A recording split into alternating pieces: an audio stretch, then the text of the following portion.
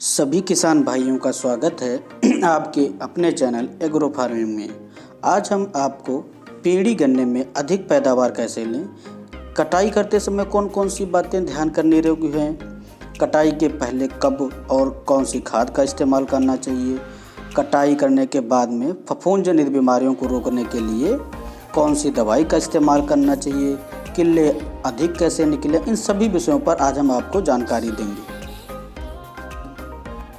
किसान भाइयों, कटाई से पहले सबसे अधिक ध्यानपूर्ण रखने वाली ये बात है कि जिस हम हथियार से कटाई कर रहे हैं वो साफ़ होना चाहिए, उसकी धार अच्छी होनी चाहिए, एक बार में कट जाना चाहिए।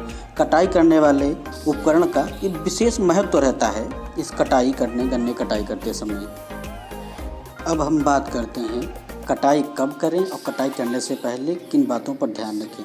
तो किसान भाइयों, जब भी हम कटाई करें तो कोशिश ये करें कटाई करने से एक सप्ताह पहले गन्ने में सिंचाई अवश्य कर दें। सिंचाई से ये होगा, आपके गन्नों का वजन बढ़ेगा और किल्ले अधिक निकलेंगे।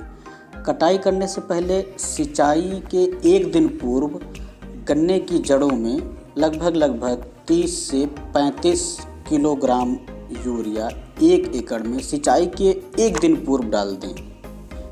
इससे होता यह है कि पौधे गन्ने में जो भी न्यूट्रिएंट होते हैं वो ले लिए जाते हैं और पेड़ी गन्ने के लिए नहीं बचते हैं। इसलिए कटाई करने से एक सप्ताह पहले जड़ों में 30 से 35 किलोग्राम यूरिया अवश्य डाल दें। और दूसरी बात ध्यान देने ये होती है, अधिकतर किसान भाई गन्ना कटाई करने के बाद जो उसका अवशेष पत्तियाँ होती हैं उसमें आग लगा देते हैं, जबकि ये गलत है।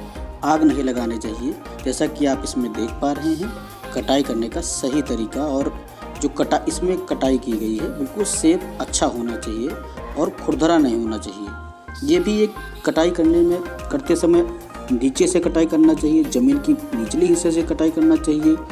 कटाई का पौड़ी गन्ने में बहुत अधिक। कुछ किसान भाई क्या करते हैं कि जल्दी कटाई करने के लिए गलत तरीके से काट देते हैं, जैसे कि उसमें किल्ले कम निकलते हैं। जो गन्ने इस तरीके से किसान भाई जल्दी कोशिश करते हैं काटने के लिए, तो आप इसमें देख पा रहे होंगे कि सब जो है खुरदुरा हो गया है। जब ये पौधा खुरदरा हो गया तो इसमें कल्ले भी बहुत कम मात्रा में निकलेंगे। इसका भी विशेष ध्यान रखना चाहिए।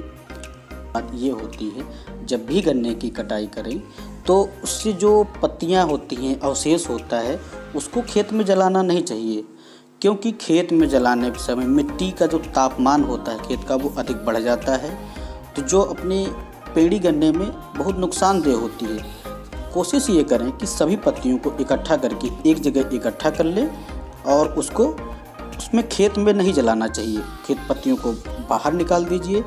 जो लोग जलाते हैं, ये एक गलत प्रक्रिया होती है, इसको विशेष ध्यान में रखना चाहिए। अब किसान भाइयों, कटाई करने के बाद में अपनी पेड़ी गन्ने को फफूंद जनित बीमारियों से रोकने के लिए क्या करना चाहिए, इसके में हम बताना चाहते हैं आपको। कटाई होने के बाद में कार्बेंडाजिम प्लस मैंकोजेब एक कंपनी की दवाई लेकर के 500 ग्राम पर एकड़ में घोल करके 200 लीटर पानी में घोल करके गन्ने की जड़ों पर स्प्रे कर देना चाहिए। इससे बहुत फ़ायदा होता है। जड़ों पर स्प्रे करने पर जो उसमें लगने वाला फंगस होता है वो उस पर नहीं लग पाता है, तथा जो उससे निकलने वाली टिलर्स होती हैं वो सड़ती नहीं हैं। ये भी एक बहुत अच्छी प्रक्रिया है, इसको ज़रूर अपनाना चाहिए। किसान भाइयों, अब बात करते हैं कि अधिक टिलर्स निकलने के लिए किस दवाई का या किस प्रक्रिया का उपयोग करना चाहिए। तो किसान भाइयों, इथोफोन 39% SL 200 ml प्रति एकड़ 200 लीटर पानी में घोल करके निचले वाले हिस्से पर उस पर ड्रेचिंग कर देना चाहिए। ये जो इथोफोन होता है बहुत अच्छा होता है, हार्मोन होता है। इससे जो है किल्ले अधिक निकलते हैं।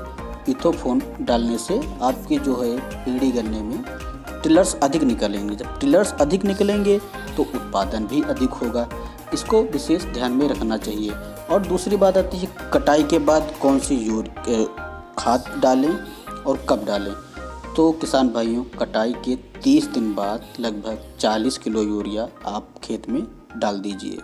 60 दिन बाद 120 किलोग्राम यूरिया और 40 किलोग्राम म्यूरेट पोटाश डालनी चाहिए। तीसरी बात किसान भाइयों, अगर आपको खाद नहीं मिल रही है तो आप NPK 12-32-16 का पेड़ी में भी प्रयोग कर सकते हैं। उसके लिए आपको 50 से 55 किलोग्राम प्रति एकड़ NPK का प्रयोग करना चाहिए। और साथ ही साथ किसान भाइयों, अच्छी फसल लेने के लिए सल्फर का भी प्रयोग बहुत ज़रूरी है।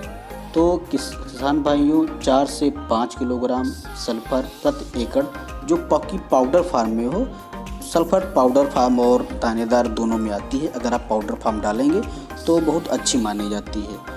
इससे डालने पर आपकी पेड़ी में हरा भरा होगा और कलर्स अच्छे होंगे, उत्पादन भी अच्छा होगा।